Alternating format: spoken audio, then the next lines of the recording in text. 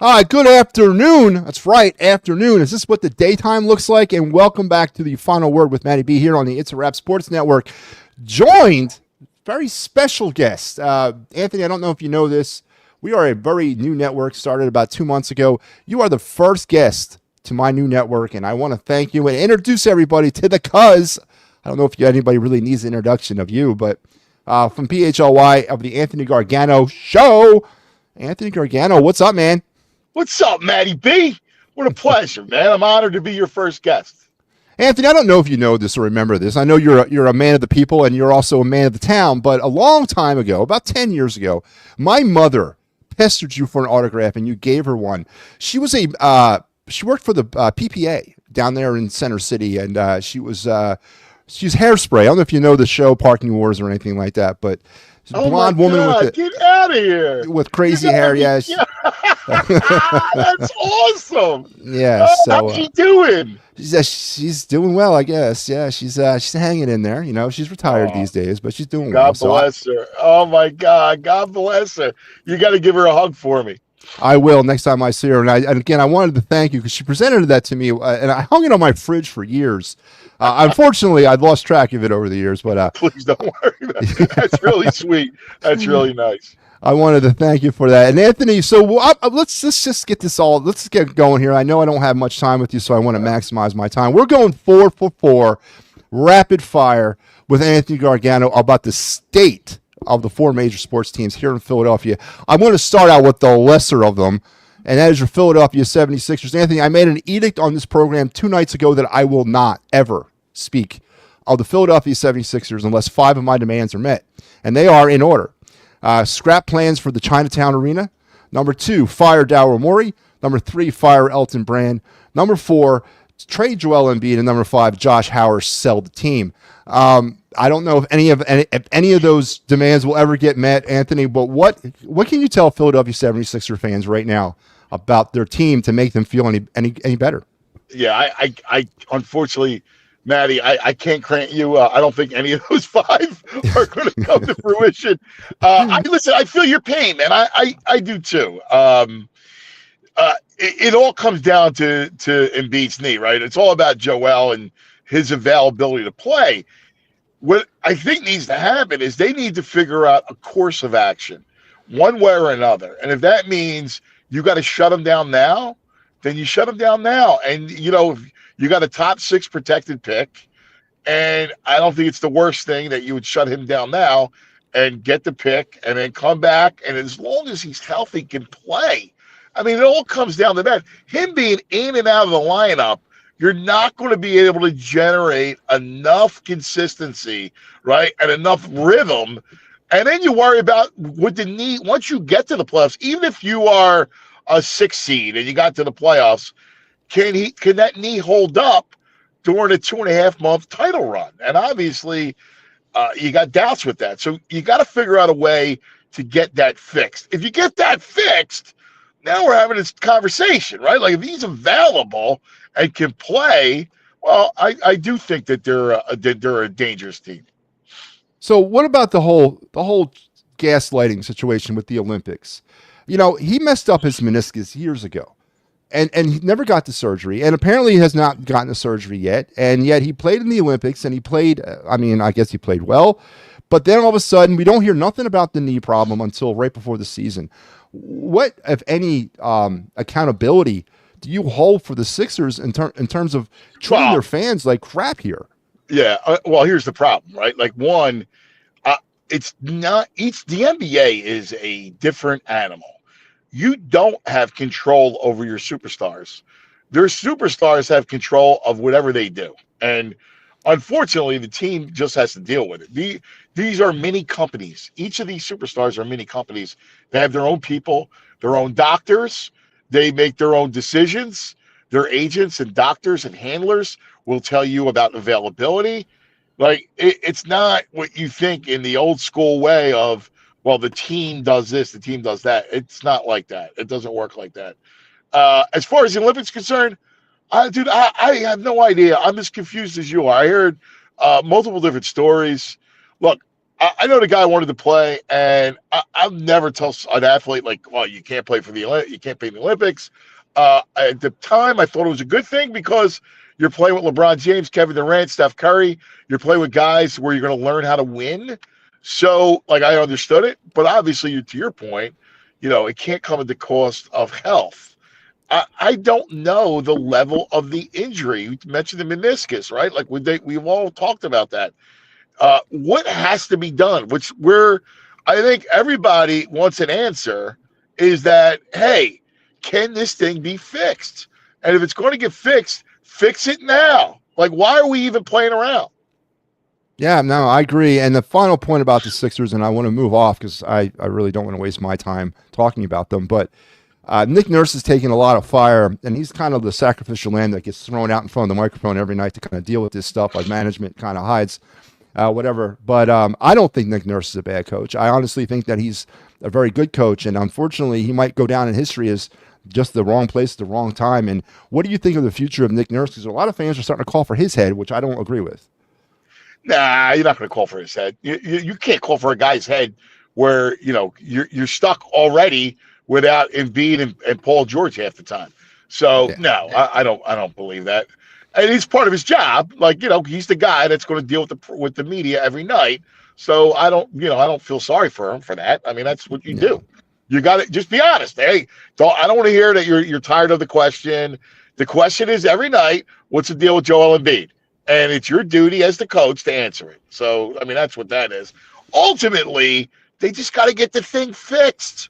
I want to move on one way or another. I don't want to spend a year wondering the whole season whether or not he's going to play every other night, because that just doesn't accomplish anything. And if they decide, say the Sixers decide and Daryl Morey decides to pull a trigger, which I don't know if he can because of the new contract and all that, but what value do you think the Sixers can get back for Joel Embiid? And is it value they could use? They're not trading Embiid. There's no market for Embiid. You can't, first of all, with a knee like that every team will have red flags. You can't even think about. I'm telling you, Matty, as your boy, don't even think about that. They're not trading them. This is it. They're going to ride the rest of the way with him and Paul George. So Joel Embiid's a Titanic, and the city of Philadelphia is just along for the ride. Well, I mean, there's no other recourse. Like, you already decided he was your guy, and you're going to play it out. So you got to get the knee fixed, and you got to try to win. Oh, very encouraging news indeed. All right, let's move off to Sixers, on to the Philadelphia Flyers. 27 points. They're a couple of 3 games over 500. MattyB Michkov seems to be trending in the right direction as maybe one of those superstar players that we might need. Rare. I don't know. Well, Rare. Anthony, he's got 9 goals. Anthony's got 9 goals on the season, but only 3 of them have been on 5-on-5 plays. So that's a little concerning to me. I know that he's used to that bigger ice in the KHL, and I get that. It might be a little bit of a harder assimilation for him in the NHL. I do like the fact that he's scoring, and he's got points, assists as well. But the 3 goals with only 5-on-5 play is a little alarming to me, but we'll see how he grows into that. But other than Michkov, and we can talk connecting if you want, but other than Michkov, the Flyers seem to once again be devoid of superstar talent. A lot of great, competent role players, but with now essentially the 3rd year of a rebuild. Let's face it, the final year of Chuck Fletcher was a rebuild. They weren't saying it, but it was. Danny B looks into the future. Matty B, I will tell you, you're tough. Here's the thing, though. No, but here's the thing. In fairness, you gotta cut the minute Jonesy and Briere take over. That's when everything starts over again. All right, like, you gotta separate the who's in charge, because that means everything. As much as it's a rebuild, superstars in hockey, this, they only come when you've drafted high, right? Now we'll see. Maybe Jet has got some abilities, right? Like, I liked what I saw from him. Michkov is a star. His talent is rare. I have no problem, no worry at all. He's 19 years old. I have no worry about whether or not all his points are coming off the power play, the man advantage. His skill set is unique. We haven't had skill set like this in, I don't know, forever. All right? Like, they have never. Lindros, as great as Eric was, he was a big, powerful guy, not a skill guy. Michkov is rare. You just got to be patient enough to build around him. Like, this isn't it's not a quick fix. It's No. not. It's like, you say year 3 to rebuild. It's really not. All right. Yeah, You it really is. It got to really be. is. It really isn't. It Because really is. it changes, you can argue me all you want, but I'm just telling you how it is. It's not because it's a Well, different regime in charge. You got to get talent around him. That's what it comes down to.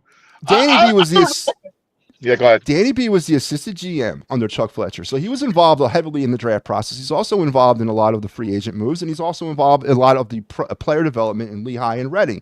So, yes, I got it. He wasn't pulling the trigger. And I understand where... You want to argue semantics with me? Go ahead. I mean, I don't, what does it mean? Like, I don't even know what it means, dude. Here's the bottom line. The bottom line is just be patient. It's going in the right direction. You can't microwave a rebuild. I understand that. I'm happy that they actually went all in on a rebuild. That's what I'm the most happy about. And I'm tired of languishing in no man's land. And that's where they were for a freaking decade. Well, speaking of that, and I don't know how you are on Stanley Cup mythology, but this summer when they crown the new Stanley Cup champion, the Flyers 74-75 plaque will come off the Stanley Cup, meaning no more representation of the Philadelphia Flyers on the Stanley Cup. So I get it. It doesn't come overnight, and I'm not blaming Danny B for the last 50 plus years of championship. No, but they needed to go all in on a rebuild. That's my only point to you, is that they finally have acknowledged, and they don't take shortcuts. And it's happened after in the 2020, the COVID year, where they got fooled. Like, no, you had to go all in on a rebuild, and finally they've embraced the whole idea of it, and that's what I care about the most. And I do too, but along those lines, as we are kind of okay, I'll go along with you. Year 2 of the rebuild, the Flyers management has to know, or have to have a good idea of some of the role players and their future here with this team. And as we are still dealing with the team that's not averaging 3 goals a game, they're averaging less than 3 goals a game. Yeah, they're languishing in power play hell. It was trending in the right direction, but it's kind of fallen down. They're like 13% effective on the power play over the last 4 seasons. That is not yet, and that's only going to get better with talent. And I get that. But with that being said, is it time, seriously, for Danny B to sit down and look at some of the realistic futures of Joel Farabee, Tyson Forrester, Morgan Frost, Owen Tippett, players like that, and decide, you know what, maybe they'd be better off going in a trade somewhere else to help us out in the long run, or maybe help us out right now with some scoring talent. Trevor Zegras is a player the Flyers have coveted for years. He could be available if the price is right. Toss in one of these young goalie prospects that are trending right now in the right way. Now's not the time to make trades like that. You got to target young players. You got to target players that are under 24. That's what you got to do. You have to build a core. You're not looking to make trades to try to win anything now. You're trying to build a young core. And again, part of that is you're going to draft high again next year. I don't think they had there was no delusions that they weren't going to draft high next year. I mean, we knew it. Yeah, listen, all those players, and I agree with you. When you're talking about Frost, you're talking about Farabee, I think Tippett's got a little talent. But when you're looking at those players, that's what this year is for. At some point you'll thin out the herd, but you got to get talent, real talent. And then Absolutely. When you add free agency and trades, that's the next step. You got to have a core first. Well, free agency is somewhat off the table right now due to the cap problems they got with some bad contracts. We're still lining Farabee's another bad contract. That's the point. That's the point. Like down the line, you're going to accent your talent when you're actually ready to make a run. That's when you're going to go hit free agency, because they still can maneuver, and the trade market. My point is, I like what I see from the Flyers. I like the work ethic. I like the energy. I like that, but there's the lack of finishing, the lack of sustained offense. Like you saying, that's my point. It's time to maybe look for some talent. I mean, there's never a timeline on getting talent. What do you think goes with a tree? They got the Connor McDavid tree. Not. The Nathan McKinnon tree. Nice. Hold on, look in your backyard. You got a tree in the backyard. Hold on, where's he? Oh, there's Celebrity. Hold on. Wait. Well, he's in San Jose. We could maybe make a move for him. I'm just saying. I'm just saying. I feel that you're not making trades, bro. You're not. So what? So what's your what in Anthony Gargano's world is an appropriate timeline to determine whether or not Morgan Frost can score over 5 goals a game? Timeline. It's about building and accruing talent, and it's got to happen over the next 2 years.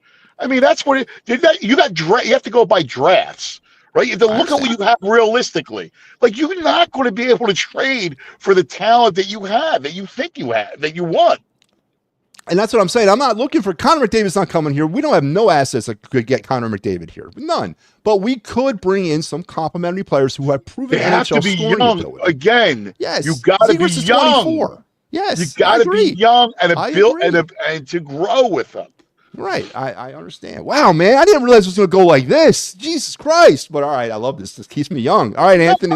Listen, if you want the real, listen, I think you're a great guy. But I'm not. I owe it to you.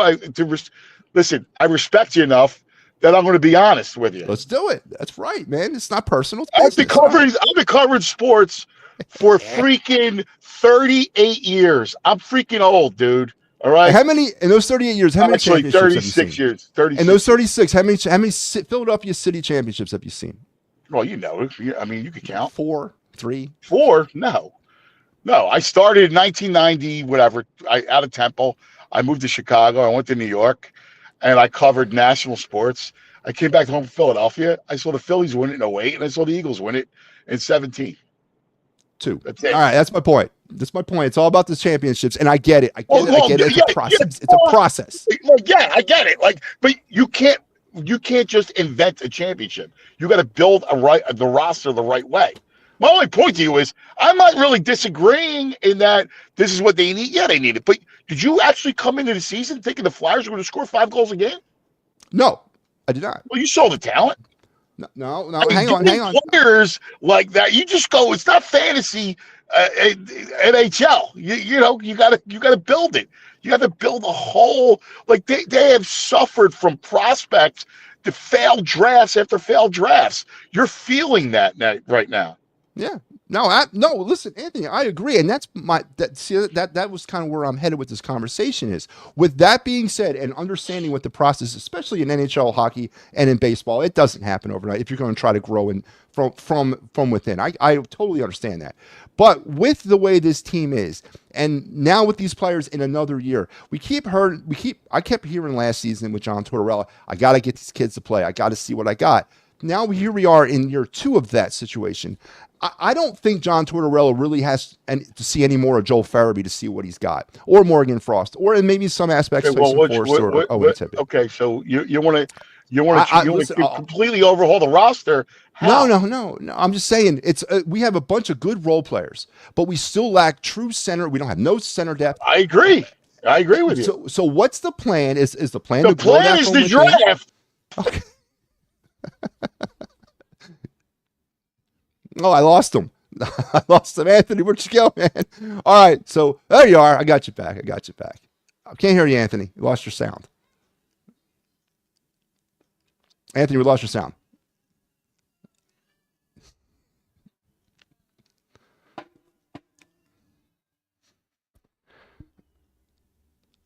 All right. Well, while the Cuz tries to fix his connection, let's get into. Listen. I know that he's not telling me anything I don't know. I am just saying. At what point do you get off your hands and say, "Listen, I know what Tyson Forrester is. I know what Morgan Frost is. I know what Joel Farabee is, and I need to get better, and I need to find some more assets to try to get there." I totally get what he's saying, and he's back. Anthony, you there? Hey, buddy. Yeah, the phone rang a couple times and knocked me off. No, that's all good, man. I appreciate it. So we are in complete agreement, Anthony, about how this is supposed to be done. I understand that. But what I am saying is when I watch this team every night just busting their butt up and down the ice, they don't if they take games off, they take plays off, they take shifts off, they don't win. And that's just how they're built right now because of their talent level. And I see that fight and that fire. And I think John Tortorella has done an amazing job as head coach of this hockey team. And I really hope that he sees some of the fruit of this kind of bloom later on down the line. But point. Danny B does, try to keep butts in the seat, try to kind of keep the excitement going, throw the Flyer fans a bone, get somebody here, try to get somebody here. And I'm not looking for Ovechkin. I'm not looking for Tarasenko. I'm not looking for McDavid. I'm not looking for those guys. I'm just looking for somebody else. You're asking, again, I can't tell you who's available under 25 years old. Right? I don't know what snipers, like I'll ask you, what sniper, what centerman that has any kind of ability that's under 25? Why would you trade him? Why would you trade him here? It could be cap Yes. situation. It could be a cap. Well, if there's a cap situation from where he's at, there's going to be a cap situation. If he's young enough, totally there's get not going to be a cap issue, right? Like so, there's a if few he's of them any kind of developed. talent, like you're not going to be able to get it. My only point to you is this is not the time. You're not going to get your trade. You're not. I'm telling you. Okay. It's not going to happen. Like you got to go through a little more of the pain, all right, in this rebuild. Like I'm just giving you the facts, the truth. Give me bare bones, right? Laying it out there. All right. You know. Okay, and I agree with your saying, but I think there could be something done. Let's move on now. When we get to the Eagles, we're gonna have fun with this one. Let's get to the Phillies now. Hot stove. Do you watch Phillies. sports? What's that? Oh, I Jesus. watch sports. We're gonna have fun, Anthony. Listen, man, I've been waiting for this, but Phillies. Rob Thompson's back. Phillies have a 95 It is game. Interesting, though. I got to stop you because it's interesting because you have a very angry vibe about you. Angry, really? Yeah, you do. You feel angry. What's Frustrated. Talk to me. It's frustration, Anthony. It's frustration. We come from the greatest sports city on the face of the earth, right? I feel you, brother. And part of that worked anywhere temper, in my career, and I wanted to come home. part of the temper of being a Philadelphia sports fan is the pain, is the fires that we've endured year Dude, after I'm older year than after you, year. cuz so I can give you more scars and compare all you want. My face looks like Jerry Cheevers. You know who that is? The goalie Yes, for the Bruins. Yeah, I do. So all I want is what we deserve for what we pour into these teams, what we give these teams night to night, day to day, year to I'm year. with you. The fan deserves. I mean, this fan base deserves the world. I'm completely with you. Now you got to be realistic on how you go about it again, right? There's going to be mistakes that they make, without a doubt, and that's for us to get upset and angry with. But once it's done, like you go, all right, well, this is the path that it has to take. It is the path, but again, it's just I look at other cities, I look at other fan bases, I look at other fan bases that are not worthy, and yet they revel. The Kansas City Chiefs fan base is not worthy of what they have in the Kansas City Chiefs, in my opinion. I'm going to state that very bluntly. That's a good football town. Well, but I mean, I covered games Andy Reid there. was ours. Andy was ours. Well, you know what I mean? Got rid of him. Well, no, it was time to move on from Andy. I agree with that. Was it? Yeah, it was. Come on, man. He was grasping at straws, man. Next, Was he? If he was brought back in 2000, you as someone that spent countless hours with Andy Reid, that the one thing he wasn't doing was was he always had a plan, whether or not it worked or not. The guy always had was a brilliant football guy. But anyway, so you don't think the Namdi Asamoah, that stage of his time here in Philadelphia, that wasn't his. Namdi and the Dream Team wasn't his. That, if you remember, that's when Joe Banner had taken over the team. Andy's son had died, and they went all in on free agency that Dream Team year. But whatever, it's water over the bridge, right? So let's talk Phillies. Rob Thompson coming back for another year. Phillies kind of underperformed in the playoffs. Had a great first half. Kind of underperformed from London on. Got into the playoffs. Alec Boehm was hitting the cover off the ball in the first half. Fell apart in the second. Kind of calling in some of maturity issues he might have. He's been rumored to be on his way out of town, pretty much all but done out of town. The Juan Soto stuff is heating up. Let's talk about Rob Thompson first. Were you okay with the Phillies bringing him back for year number 4 or 3, actually? Yeah, I was. I mean, listen, there's certain things like we talk about the bullpen. I know you'll bring that up. I agree with you. I mean, there's some things about the bullpen, about your starters. If you look at Zach Wheeler against the Mets, like nobody was touching them, right? There's certain things that I'm a little bit more old school with when it comes to handling your pitching staff. So, but overall, he provides, I thought, an atmosphere. Baseball, man, is a long season. And you have to have the right temperament at manager to get guys through a long year and to get the most out of them. So the bullpen, let's go there. You brought it up. I don't agree with the bullpen by committee. I don't agree with the running. I agree with you. I'm a closer. I prefer a closer. define roles. Pitchers are creatures of habit. They need to know what they're doing every night. Going into this season, I know there was a lot of word salad at the end of the year talking about what the plan is and how to get better. We're not going to run it back. We're going to be aggressive and change up a little bit. But truly, with the bullpen by committee thing, do you think that scares away free agents from coming here in the first place? Relief pitcher wise, that doesn't scare guys going away. You don't think so? No, and I also think that if they got, I'm not so sure they're married to that anymore, from what I hear. So I wouldn't be surprised if they get an actual closer. I'm with you. I believe the same thing. If you go back to 2008, right? You talk about titles, the one that broke the 100th season drought. That year, the 25 years since a championship, they had Madsen, right, was the bridge to Lidge. You had Durbin in the 7th inning. You had J.C. Romero in the 7th inning. You had Cormier as a left-handed specialist. You had bullpen with roles. So I'm with you. I believe in the roles in the bullpen. Yeah, I think so too. And if they can get to that, potentially we'd be okay. Now, offensively, there was some underperforming. There was major underperformance from a lot of players.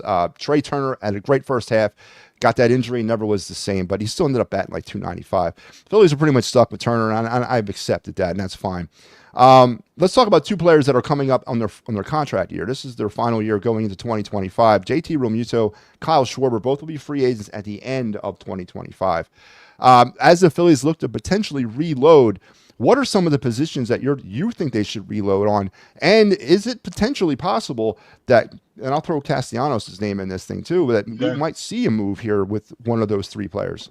Yeah, I think outfield, you got to get your outfield right. I mean, that's been a huge issue. I don't think you're going to move on from JT because even though, he had a terrible playoff and he was hurt a lot last year, but it's the last year of a catcher. He's still last year of his contract. He's still one of the best defensive catchers out there. You got to hope that he has a kind of a renaissance in his contract year. But other than that, I feel I don't know. I think the interest in Bohm is not a lot. I don't sense that there's a lot of great interest in Bowman. He was a chip that I think they were hoping to use to go get an outfielder because I think you need a real corner outfielder. You need a center fielder, obviously. You need another right-handed bat. So you got those needs right there to fit. I think they were hoping that Bohm would be able to drive that. But as of now the winter meetings are next week, so we'll see. But as of now, it doesn't feel like there's a ton of interest in Bohm. Now, with the corner outfield position being brought up by you, Juan Soto seemingly is starting to narrow down his list of teams. I don't really hear the Phillies on Juan Soto's list. No, they haven't made. No, they haven't made an offer. They didn't make an offer. The Phillies were never really going to be serious players with Soto. Do the Phillies bring in a bona fide superstar, maybe an Alex Bregman potentially this year? I'll be honest with you. I don't like Bregman. I think he's on the downside of his career. So do I.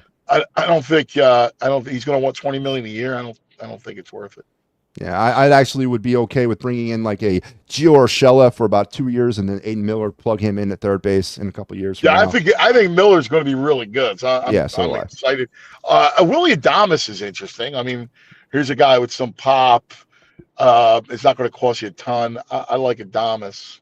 And then as far as the outfield goes, I like Verdugo in left, and we signed him to a 2-year deal, and then you move Crawford in center. You know what? I think it's time. The only problem with Verdugo, Matty, is it's another lefty. I need a right-handed bat. Yeah, I get it, but I get that. But you got to see balance. You need balance in that lineup. I mean, I think one of the things that hurt you last year, besides just approach and the whole thing, was your lineups didn't have a lot of balance. I think that's the one. Yeah, I think that's the one thing you're going to really need to address. Bryson Stott, batting fifth, needs to also be addressed in our lineup next year. I don't think we can see that anymore. Honestly. Yeah, I agree. I'm not feeling it. 72 days, Anthony, till pitchers and catches report. Mark it on your calendar. 72 days. I love it, brother. I love it. So do I. I love it. All right, I left the best for last, and I do want to get into the Eagles now. I might be one of the only people out here that are not jumping completely on the Super Bowl bandwagon at this particular moment in time. And I don't honestly. I've listened to you. I know you're hyped. You're hyped about the win and all that. But I want to ask you straight up: can the Eagles, with the way they're playing, 10-2, 8-game winning streak, they're rolling through teams like a hot knife through butter. I got it. But offensively, the way they are pretty much grounded on the ground, can the Eagles legitimately challenge, and I'm not even talking NFC anymore, can they beat the Buffalo Bills and Kansas City Chiefs in a Super Bowl matchup when all they pretty much do is focus on the ground game? Yeah, they can win. I mean, they don't just focus on the ground game. Come on. I mean, A.J. Brown does have a role in this team. Did I miss something? Or does he not have a role in this team? Okay, so let me rephrase the question. A.J. Brown does have a role in this team. Devontae Smith has a role in this team. But I guess I'm focused more on number one is my concern. Right, here. I can tell. Can number one be the one that takes this thing home? Because right now the Eagles. Yeah, I mean, honestly, listen. Hurts is so interesting because right now, what he's doing is he is a true game manager, right? Like he's taking care of the football. You're not throwing the ball 30 times. He's managing the game, right? Like, when it's 3rd and 4 and he needs a first down and he sees an opening, he'll run and take it. And can that win? Yeah, I think it can win because the way I think their defense right now has blossomed into the best in football. And then you have a run game. And then guess what? You haven't had AJ and Devontae together healthy with Goddard. It's been kind of spotty. And I think as a complimentary, piece, I think you could certainly win. Okay. So you're telling me that $1.6 million a game is what Hurts makes because he's being paid as an elite quarterback. Dude, it's irrelevant. You asked me whether or not they can win. Can they win? Yes, they can win. What he makes or whatever it doesn't matter. You asked me, can they win? And the answer is yes, they can win. They could win against Pat Mahomes. Hurts can go up against Pat Mahomes. And if he has to go to the air, win. He doesn't go up against Patrick Mahomes. It's Patrick Mahomes against the Eagles defense. And the Eagles defense is probably right now top 3 in the league. But de facto, Hurts would have to go up against Mahomes if for some reason Pat Mahomes finds a way. No, I mean, the fact is the Eagles offense has to generate points against the Chiefs defense. That's with Hurts as the quarterback. Can they generate enough offense to win against Kansas City? The answer is yes. I'm not telling you it's a lock. I'm not telling you I got chair space on Broad Street. But you asked the question, can they win? And the answer is yes. They're very good. Where are you on the chair space on Broad Street? Are you all in on this? Is there a legitimate chance that the Eagles could win this Super Bowl? Do you feel they could be one of the last 2? They have a legitimate chance. Yes, they have a legitimate chance. They do. Is there a team out there that their defense is for real? Is there a team out there that scares you? Well, I mean, listen. I mean, we know Detroit's good, and playing Detroit in the Dome will be a feat, right? Like, you got to be able to slow them down. That'll be a huge test for that defense. And obviously, we're talking about AFC and whether it's Kansas City, who's banged up, by the way, or Buffalo, who's rolling. It's a great game. I mean, do they scare me? Yeah, of course. But it doesn't mean they can't win. There's a lot of good football left to play. I mean, there's a season that's not written itself yet. I'm on board with taking this thing all the way. Yo, listen, cuz. My God. Again, I'm on board, but I want to win. And to me, a lot of people. Everybody wants to win. Yeah, but the thing is. Are you special? Like, everybody wants to win. Come on, Matty. But listen, year after year, I listen to this stuff. Year after year. In 1992. But this is what I get year after year. I get Where are you from? Mayfair. Oh, I love it. I love the Mayfair boys. Anyway, this is what I get year after year. I get Sirianni's got 40. He's 44-19 in regular season. He's been in the playoffs 3 straight years, but he's never won a Super Bowl. Right? That's what I get. He's okay because he's this and this, but he's not won the whole thing. I'm using Sirianni as an example. I'm not telling you he's Lombardi. I mean, but come on, man. I mean, I don't know. The guy comes in. His first 3 years, he's won a ton of games. I mean, everybody wants to win a Super Bowl. It's hard, dude. It's hard. But I keep hearing that it's hard. But yeah, it's not hard for Kansas City to win back to back. It's not hard for the Patriots to win their dynasty or the 49ers in their dynasty. Yeah, like earlier you said, well, it hurts. Yeah, you're right. Mahomes is better than Hurts. I agree. Okay. Like Brady was better than McNabb in 04. But why can't we have those guys? That's my point. Brady beat McNabb. I sat with Andy after that Super Bowl in his office in March before the draft, and I was writing a book, and we were talking about that season, and I go, what happened? And so, in hindsight, what was the story of the Super Bowl? And his response was, they had 12, we had 5. I mean, you had the best. They had the best quarterback in the history of football. I mean, Now, again, they had Mahomes in 2022, and the Eagles had Hurts, and the Eagles almost beat them. So, almost. Yeah, almost. I get it. Almost doesn't count. Yeah, I know. Do you blame the sod father? Are you one of those guys? Well, whatever, dude. I mean, it doesn't matter about that. I mean, it does matter that was a real game. That was a great game. That was not a fluke. It was a great game, and they were in it every step of the way. They were legitimate. Now, that Jalen Hurts went toe-to-toe with that Pat Mahomes. And the Eagle defense that year, maybe not as good as they were close. They weren't. I don't want to hear it. They were not. No, you're wrong. They were not close to this defense. Not close. What they was they feasted on bad quarterbacks, dude. Go back and look at it. They had a front. They generate some pressure off the edge, but they feasted on bad quarterback play. Anytime they played good quarterbacks, they got shredded. This defense is legitimate. It's got, even though it doesn't have the edge that that defense had, it's got everything else 10 times better, including the coordinator, including the secondary, which is really, really good. No, dude, Jalen Carter is a game wrecker up front. This defense is elite. The book's still out on all that. Let's see. Let's see if elite translate to Super Bowl wins, man. You got it, pal. Well, why? I cannot. I mean, let's see.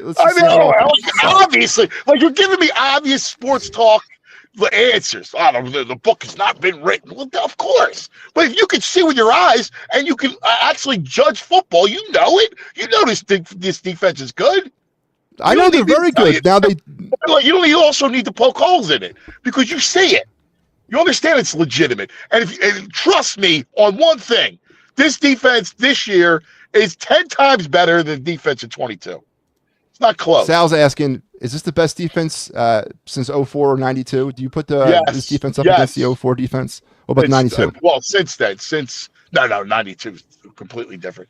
No, it's the best. This is the best defense since, and it will get better than and really 02 was the best defense the Eagles had. Like that 01, 02, and then you lose Trot. But it was really good. This defense will be better, Sal. It will be. It's once you get a couple edge guys in here. I like Jalen Hunt too. I think he's going to be a player. But I love the secondary. I love what they've done with the linebackers. And Fangio knows what he's doing. Like, he's the one who invented this defense. So is that, you think, the biggest difference between 23 and 24 is the coordinators? Big time. No, I agree with that. Absolutely agree with that. All right, Anthony, listen, we ran way over, and I appreciate you staying with me. I think you're awesome. All right? I had a blast with you. I think you're awesome. Listen, I hope you can come back on, and I hope we can continue to talk. But I'm going to kind of keep it real, and I'm going to, I want the gold. I want the hardware. I want the silver. Listen, I think you should keep. I appreciate that. And that means I got to check you when, as your elder, I got to check you and school you. So that's what you the got deal to check me and school me. All right, Anthony Gargano from the Anthony Gargano Show over at MattyB, what a PHLY. pleasure. Listen, have a great holiday, man. All right. You too, man. Happy New Year, buddy. Really, you're terrific. I really enjoyed it. All right, man. I appreciate it. Thanks, Anthony. See you, pal. All right, Anthony Gargano, man. Why do they always come here? Always like, why do people come on my show looking to fight? Why is that? I don't want to fight. I want to be nice. I want to have fun. But I get these people that they do their homework on me and they think they're going for a street fight with me. I mean, I'm not going to sit here and deny my takes. And also, I'm not going to listen to some bullshit. All right? Bullshit. You're going to give me a lot of ups and downs. You're going to give me a lot of like, well, this is the greatest defense since 04. Come on. How can you say that? The season's not over yet. We're 5 games away from the end of the season. You're going to sit here and tell me that this is one of the best defense since 04. Come on, man. The book's not written yet, and you're damn right the book isn't written. So, good God, man. Why can't I just have a nice night, a nice, relaxing, uncontroversial conversation with somebody? It's always got to come into. I wasn't going to come at him. I was going to give him the best of me, the best, middle of the road MattyB. I hate when I get ambushed. Damn, I hate when it happens. All right, listen, Anthony Gargano, I want to thank him. Please like and subscribe on the It's a Wrap Network because I ain't changing, man. No, I ain't changing. Please like and subscribe on the It's a Wrap Sports Network. Don't lie to him because get out of here, Mister. I might be Negadelphia, man, but you're the owner of the Excuse Emporium because you fight. I do not fight with everyone. Good God, I don't fight with everyone. How many Super Bowl championships do we have in this town? We have one. One. That's why I fight. I want more. I want to win. And I'm done accepting losing. I'm tired of it. And I'm tired of all the sunshine, rainbow, unicorn bullcrap.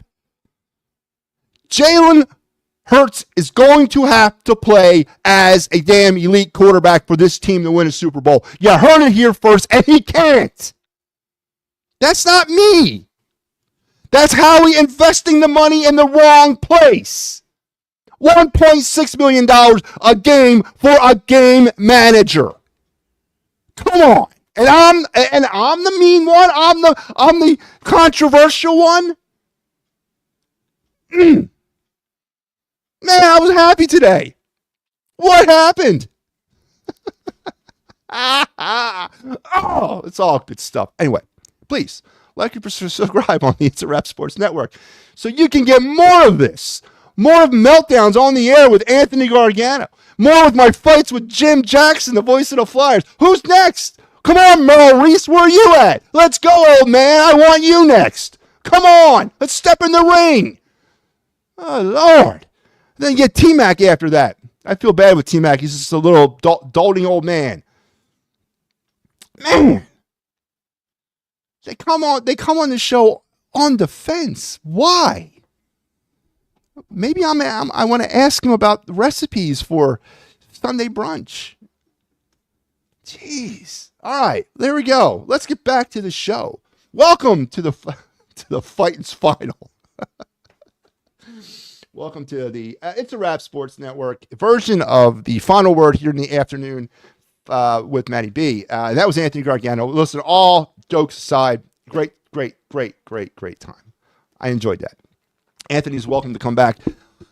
Even the most delusional Eagles or Philadelphia sports fan, and he's going to throw out his resume. I've been covering Philadelphia sports for 36 years. Well, then you should be more pissed off than I am.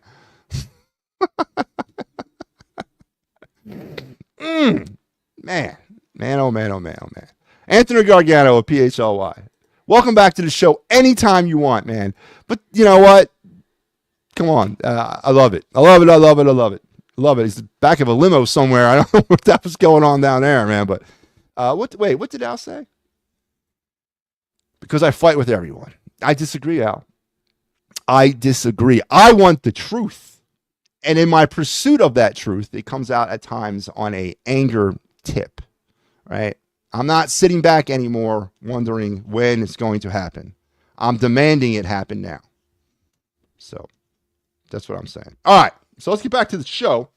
Real quick, I am going to do a couple things. I do want to go over a couple ins and outs. I'm going to do my day in Philadelphia sports history because it's a show, even though it's a early afternoon show, half hour with Anthony.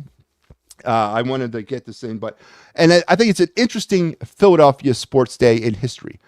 The Phillies on this day in 1964, well, actually, the Major League Baseball on this day approved the very first amateur free agent draft. So essentially, the draft in baseball was born on this day in 1964 in baseball. And the first player draft that they had was in the summer of 65.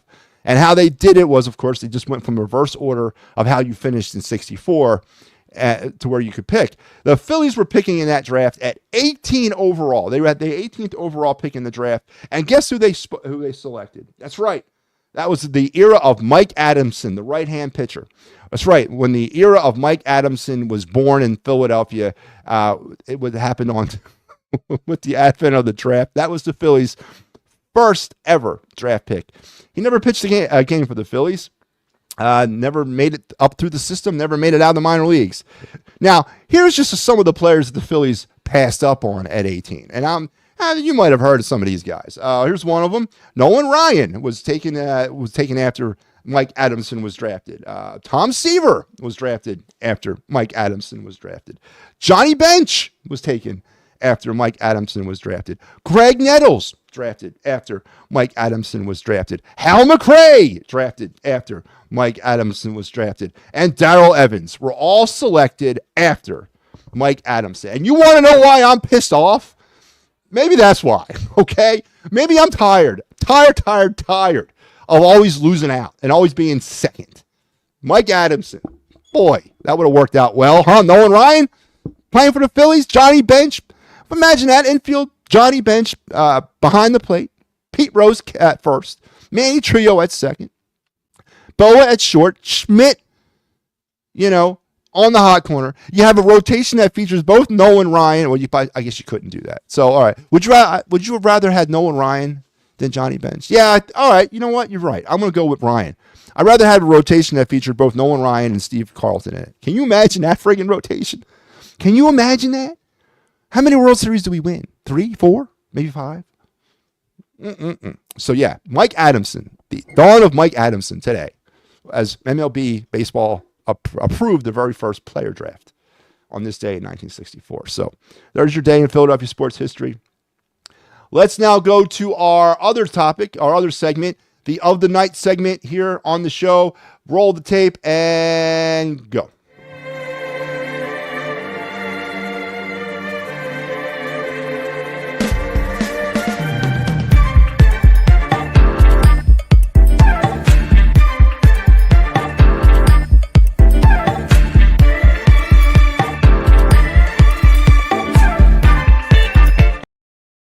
All right, this is the Other Night segment where we take a Flyers prospect, a Phillies prospect, a Flyers draft choice target, a Phillies draft choice target, a spotlighted player on the Flyers, or spotlighted player on the Phillies. Tonight we're sticking with the Flyer prospect as it's the time of the year for that. And we try to do it every night. I need to start doing it every night because we got a lot of players coming up that we got to talk about. Tonight's Of the Night segment features a Flyers prospect, a current, another one of the players that maybe is not considered anymore a prospect because of the length he's been in the National Hockey League or bouncing around professional hockey. But here he is. It is Rodrigo Ablos.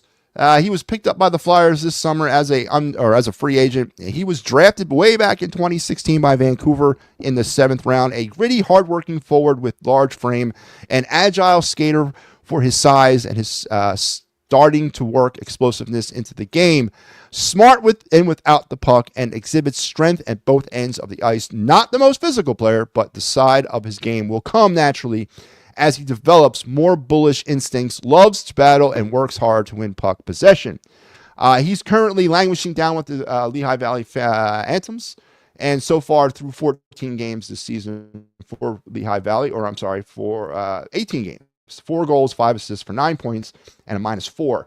As he was brought here this summer, actually him and Andy Dick, or I should say Tony Dick, Anthony Richard were picked up on the same day, signed as free agents on the same day. And I guess they both kind of fit into the category of way beyond their prime type players to be talking about prospects. So there you have it. Rodrigo Abelos as your Flyer prospect of the night. And that was brought to you by the good folks over here at It's Rap Sports, who, yes, demand the truth and demand to know the truth. Not no sunshine, roses, unicorn stuff. This ain't EOP, all right? This is It's a Rap Sports.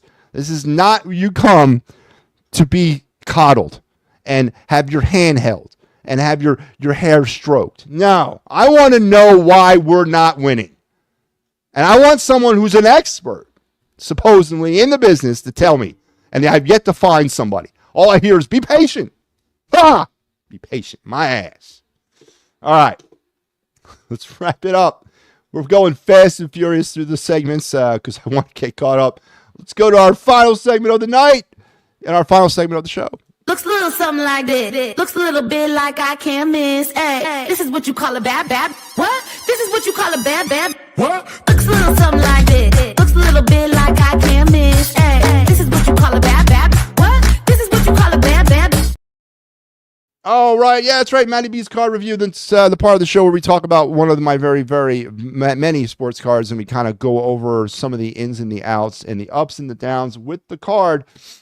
Financial value, nostalgic value, intrinsic value, just value as, you know, it's a card of mine that I like and it's pretty. And I remember when I pulled it out of the pack. Oh, those kinds of things. Tonight we're back to baseball. We were hockey the other night or last night. But tonight we're back at baseball for one of my most valuable cards in my collection. I've been hitting on some of the big ones lately, and it starts and it continues on tonight. This is a pre-MLB card. This is a draft card, a card from 1993 that came out that featured a player that was drafted in 1992, would not make his debut in baseball until 1996, but then would go on to have a Hall of Fame career. And I am talking about. Do I even have it on here? I don't have it on here. Wow. Look at that. Could have sworn I put it on here. Let me see. I do have it. Let's get it up here. Let's pull it up. I do have it. There it is. All right. Yeah. I just had to load it on. It was on the desktop. I apologize. Here it is. Here's my card of the night. The 1993 Topps Derek Jeter 92 draft pick card. A very rare card. It's not necessarily a very rare card, but to find one as a mint 10. That's the rarity here. There's a lot of these cards circulating around that are reprints that are not actual cards. They're the reproduction of the card from 1993 Topps. But this card right now, market value of this card currently as a PSA 10 gem mint is $855 right now today. This card raw is about $300 market value. So this is definitely one of those cards that if you happen to have come across it in 93 when you were tearing open Topps baseball cards, this was a card that hopefully you had the foresight to hold on to and keep in your keep in a sleeve somewhere, even though you had no idea who Derek Jeter was in 1993 and what he would be go on to do or become. But this card is definitely up there with one of the more valuable, like potential valuable cards as we move deeper into time. You know, this predates Jeter's rookie card. It's not a Jeter rookie. This is his draft card, and it's a really good card to have in your collection. And I have 3 of them currently. So there you have it. And here is the actual card right here in its physical form. Again, and it's a raw card. But when you look at this card and you look at all the grading evaluations, the corners, the edges, the centering, the surface area, all looks pretty damn good to me. I'm not calling it a gem, a 10, but I am definitely saying it's up there. And this is definitely one of my more special cards. This came out of my stepson's collection. All of them actually did, because I wouldn't have had the foresight. I ain't gonna lie to you. 93, I was 21 years old. No, I was 20. I wouldn't have had the foresight to keep a Yankees draft player card. Derek Jeter, who the hell's that? I wouldn't have cared about that. That would have gone somewhere else. But he had the foresight, or somebody who got this card for him had the foresight to put this aside. And there you have it, my card of the night. And I dropped it. My card of the night, the 1993 Derek Jeter draft card from the 92 draft. So there you have it. MattyB's card review complete. Man, oh man. Listen, I want to thank Anthony Gargano once again for coming on and spending well over the time. Told me 15, 20 minutes, but we went well over 30, and I want to appreciate that. And I hope he has the balls. That's right, I'm going to call it the balls to come on back. Talking crap about where I'm from in Mayfair. Man, oh man, oh man. I hope he has the balls to come back and face me. Run away. Oh man. Oh man. Can a top 10 quarterback win a Super Bowl? Yes. Yes, a top 10 quarterback can win a Super Bowl. Absolutely can. Are you telling Jalen Hurts is a top 10 quarterback? I say Jalen Hurts is on the fringes of a top 10 quarterback. Yeah, I'm going to lie to you. Does Jalen Hurts, listen, does Jalen Hurts' football or quarterback ability, does it stem from having A.J. Brown? Or does it stem from Jalen Hurts' natural athletic ability as a quarterback? Because, again, 60% of the field is not being used. We don't use 60% of the field. We don't trust Jalen Hurts enough to throw the ball to the middle of the field. And that's a known fact. Look at the numbers. So, yeah, can a top 10 quarterback win a Super Bowl? He absolutely can. Absolutely can. And can a top... Yes, I just said he can. Absolutely can.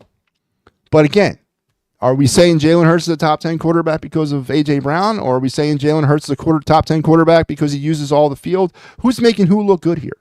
And that's what I want to know. Do I trust Jalen Hurts? And you know what, Al? You don't either. And don't sit here and try to, you don't trust Jalen Hurts when the chips are down. If the chips are down, Saquon Barkley goes down in the first quarter of the Super Bowl with a torn ACL. Do you trust Jalen Hurts to take the thing home the rest of the way? You don't. You know you don't. And most of you out there don't either. You're just afraid to admit to it.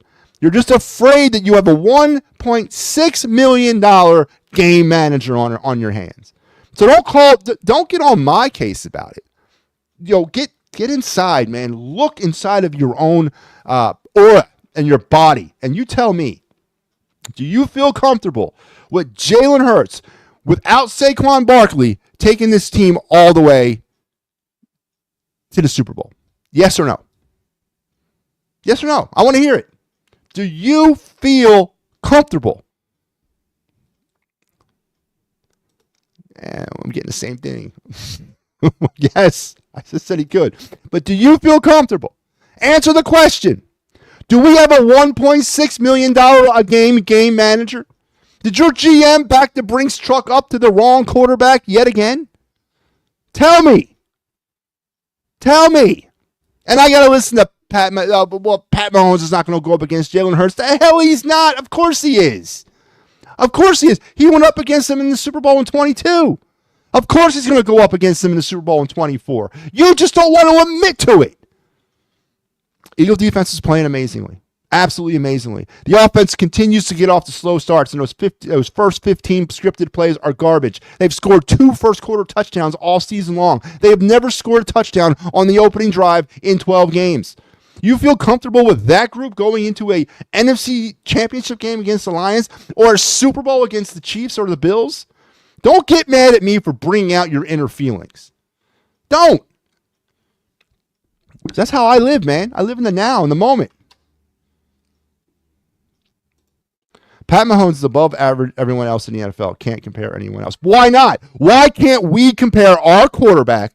Why isn't our quarterback above everybody else? Why are we always having to look outward?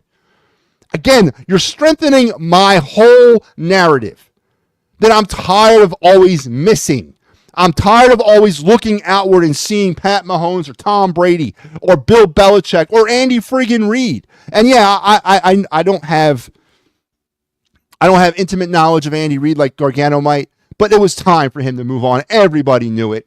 Everybody in this town knew that Andy was reaching for straws. He absolutely was. He was starting to make moves that were not necessarily in his own, that he was comfortable with. He never would have agreed to Nnamdi Asomugha back in 2004. He never would have agreed to those types of players. Vince Young, those types of players never would have been on the Eagles back then. So yeah, he was reaching. All right. So that's my point, though. I'm tired of looking out and always looking at other teams and coveting what they have. Isn't that one of the 7 deadly sins? Oh, you're a Catholic, Al, isn't it? You guys are constantly doing, or maybe I'm the one doing that. How many teams have a one, and it's not the Eagles. How many teams also have 7 Super Bowls? Or 6 Super Bowls? Or how many quarterbacks have 7 Super Bowls? 1, and it ain't the Eagles. You got my point, right? You got my point. We are always sitting here trying to lick our own asses, trying to say that we're good. I'm just saying, man. Just saying. Don't get on me for it. Grass is always greener. Spoken like a true excuse monger. Grass is always greener. Deal with it.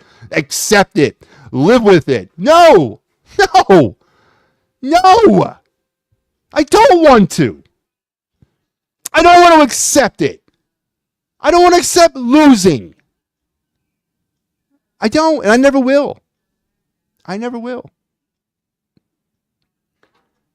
was on board with Jalen Hurts in 2022 like everybody else. I thought he was a different level, but he hasn't played nowhere near to that level since. Is it foolish for me to expect him to play to a level that he's already shown he could? Again, why am I always the one being like villainized here, man? Why? Right now, they are one of the best football teams in the NFL. What more can you ask for? What more can I ask for? I can ask for a Super Bowl championship. Tell me right now, Al, the Eagles are winning the Super Bowl. Tell me you believe 100% that the Eagles are winning the Super Bowl. Tell it to me. Tell it to everybody out there, man. I want to hear it. Say it. The Philadelphia Eagles are a lock to win the Super Bowl. There's no weaknesses on this team. This team is on their way to a Super Bowl championship. And I don't want to hear barring this, and this. I want to hear from you that the Eagles are winning a Super Bowl championship. So I'm going to clip it. I want to hear it. I'm waiting. And I'll sit on the air until you put it up there. You ask me what else I can ask for or what else I want. I want a Super Bowl championship. Tell me they're going to win it, Al. Tell me with every fiber of your being, 100% of you feels the Eagles will win the Super Bowl. Or any of you out there watching, tell me that. Tell me that. I want to hear it. I hear crickets now. No one's going to say it. Why not? Why not? You're so on board? If the playoffs started to... That is the greatest non-answer I've ever heard. If the playoffs started today, they could definitely win a Super Bowl. And that's not what I want to hear, Al. It's all in the verbiage, man. It's all in the delivery. I want to hear it. 100% in the fiber of my being, and I don't care if they lose every game between now and mid-January. And they finish the season at 11-7, right? Or 11-6, whatever. No, what are they? 10-6, 10-7. I don't care if they finish the season at 10-7. They're going to lose the next 5 games with that elite defense. They're going to lose the next 5 games with Saquon Barkley breaking the record book to shreds. They're going to lose the next 5 games with your great $1.6 million a game manager. Tell it to me. Doesn't matter what they're going to be. They're going to win a Super Bowl right friggin' now, regardless of what happens in the rest of the way of the regular season, because they're so elite. It's all I hear. They're so friggin' elite. I just heard it from Anthony Gargano. The defense is elite. It's another level. Tell it to me. There's no, well, if the playoffs started today and I was wearing a pink dress, they would win. No, I don't want to hear that. Tell it to me right now. It doesn't matter what. I feel deep in my bones right now that the Eagles are winning a Super Bowl. I want to hear it. I want to hear from any of you Eagle fans out there. Don't give me this at the playoffs started. They definitely could be involved in the competition. No, I want to hear it, man. Jump up fully on board. You ain't going to tell it to me, are you? Because you can't lie to yourself. Because you don't know. You don't feel it. None of us know. But you don't feel it. You don't feel 100%. For whatever reason. Is it because you don't trust Jalen? Is it because you're waiting for the other shoe to drop on the defense? Is it you're waiting for the Nick Sirianni factor to come into play? Whatever your personal reason might be, and I respect it, you don't feel it. And that's okay. It's absolutely okay. But what's not okay is to accept that and not want to change things. To accept that and not want to be what the others are and want to be that dynasty. I told Anthony this. In June, the Flyers' name will come off Stanley Cup. Let that sink in. No more representation on the Stanley Cup. It's like the Flyers never won. Their plaque is going to Toronto, and it's going to go right next to the plaque that came off last year from the first of the back-to-back. Okay? It's in the place of reverence. It's at the Hockey Hall of Fame, and it'll stay there forever. But it's not on the Stanley Cup. How many times did I hear, well, we at least won 2 back-to-back cups back in the 70s? Back when I was maybe like 13 or 14, back in the 80s. Now, I don't hear that too much anymore, but back when I was a kid, that's all I used to hear when they would come up short. Well, at least we still have the back-to-backs. Well, guess what? We really don't even have them anymore. And what's being done to fix it? The rebuild's a great thing. The rebuild's an outstanding thing. And it's great that the Flyers finally admitted that there was one to be done. But what are we doing with the rebuild now? How much more do we got to see from Morgan Frost, Joel Farabee, Tyson Forster, Owen Tippett to not know what kind of players they are? They know what kind of players they are. And what's being done to get more talent here? We're averaging less than 3 freaking goals a game. Don't get mad at me. Get mad at the numbers. Nobody can be 100%. That is ridiculous. No. What's ridiculous is all the excuses. What's ridiculous is all the cliches. What's ridiculous is this blind allegiance to a product that you know deep down in your system, in your soul, where you keep your cockles in your subcockle region, is flawed. And you don't feel 100%. I don't even think you feel 50% out. Or maybe, I'll give you 50%. I don't think you feel much higher than that. Because there's a lot of X factors that are floating around out there. Right? But all this blind allegiance, why can't you make a simple statement? I feel 100% that the Eagles are going to win the Super Bowl. Why can't you say it? Did I feel 100% in 2017 at any point? Absolutely. Yeah. The whole season, probably right around week 7, I started feeling that. I started thinking Super Bowl. And then around week 11, I was all in on Super Bowl. Yeah, I was. Even after Wentz got hurt, I still thought they were going to win. Now, unfortunately, there's no tape of that. You have to take me at my word. But yeah, I was all in. It's the greatest season of football ever. But it wasn't sustainable. Right? Because here we are, 6 years later, still looking for the next one. I'm tired of defending myself of wanting to be a champion. I'm tired of defending myself of wanting to win every single friggin' year. And then when it's not happening, I want change. I'm tired of it. How much more do we have to see? Now, if they go ahead and they do win the Super Bowl this year, I will celebrate in silence. I will. But I will relinquish all of it. I will let Howie off the hook. I will stop. Okay? Because ultimately, that's what I want. But I know they're not going to do it. I know they're not. I just know they're not. The X factors are what makes sports interesting and give us jobs. Again, man, what aisle in the excuse emporium is this thing located? Say it, Al. Say it as an Eagle fan. The Eagles are going to win the Super Bowl 100%. And you don't have to even.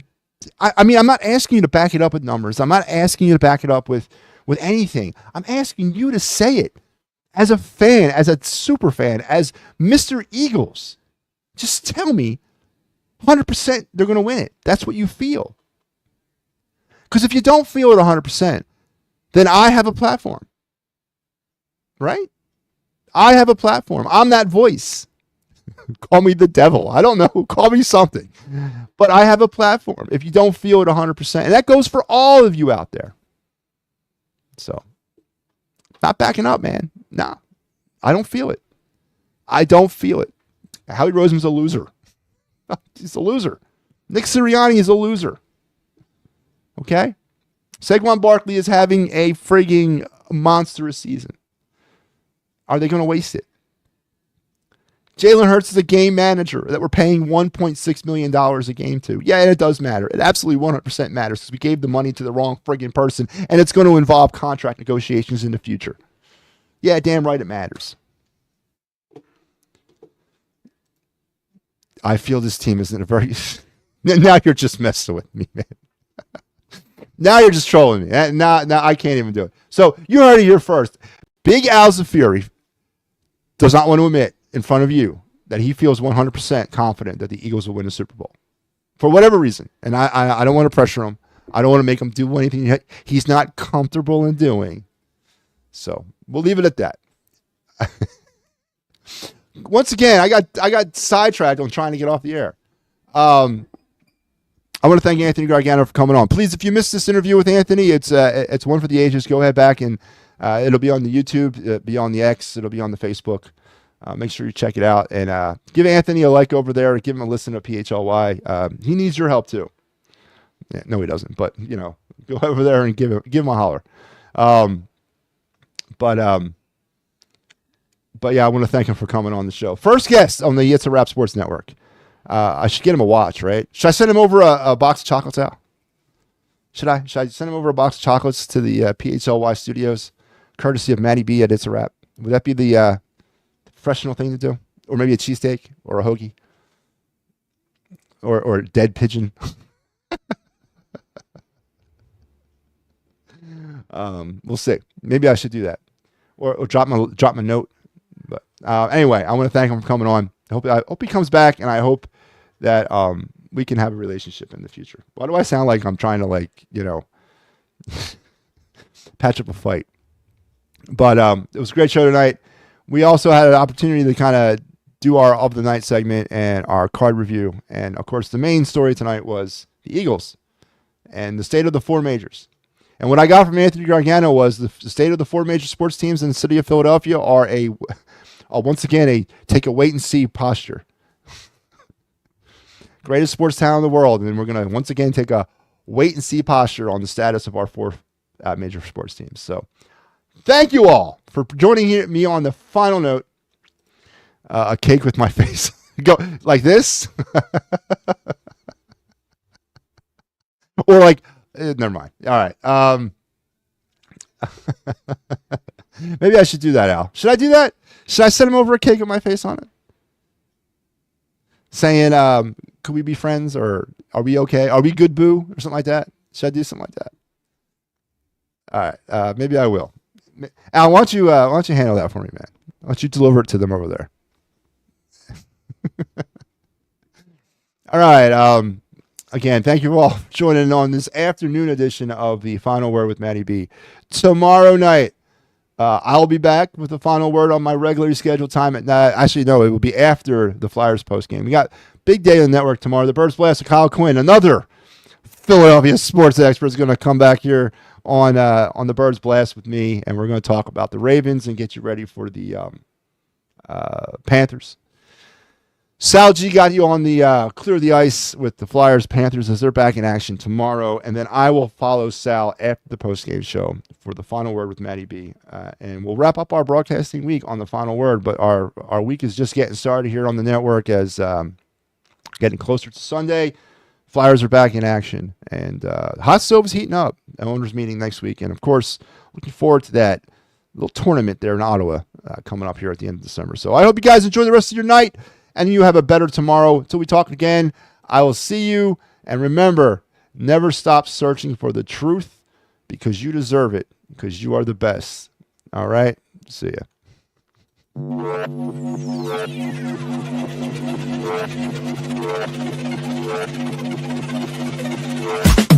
been coming up hot for a minute. Everybody know the drop when I'm in it. I drop the top when I'm in it. Everybody know the drop when I'm in it. Yeah, I go so yo. Everybody know I'm you know when the click through to the send it's supposed to be a so big